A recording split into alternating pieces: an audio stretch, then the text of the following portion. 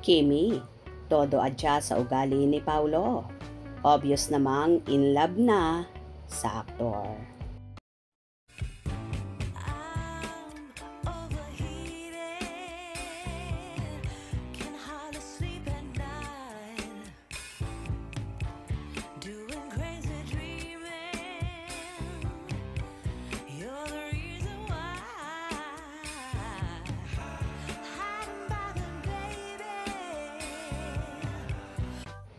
Nag-alala ang mga loyal fans ni Kim Chiu dahil nakikita nila ang mga senyales na nahulog na ang loob ng Chinita Princess kay Paolo Abilino.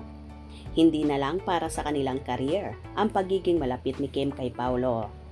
Masaya siya kapag magkasama sila ng aktor. Nakikita ng marami na may spark at kinikilig si Kim kapag tinutukso sila ni Paolo. At chika ng ilang malapit kay Kim, siya na ang nag-adjust ngayon kay Paolo kapag may pupuntahan sila at nagbabaon ng pagkain si Kim.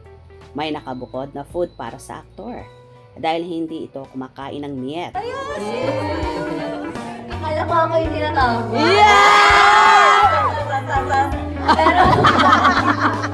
Pero at Kim Pao, the other side, maraming salamat for this block screening. The time, the effort, the support, and sa lahat po ng ginagawa niyo para sa amin ni Paolo. Maraming salamat po. And sa lahat ng mga nandito ngayon na pumunta sa block screening ng Kim Pao, the other side, thank you so much po. Sana mag-enjoy po kayo sa movie. Sa mga organizers and admins na nandito simula kaninang malamang umaga pa. Yes! Showtime! Showtime na kami. Maraming salamat. At salamat sa inyo. Sana ma-enjoy niyo yung pelikula. May pagka-misteryoso rin si Paolo dahil lagi itong tahimik. Si Kim lang ang daldal ng daldal kapag sila ay magkasama.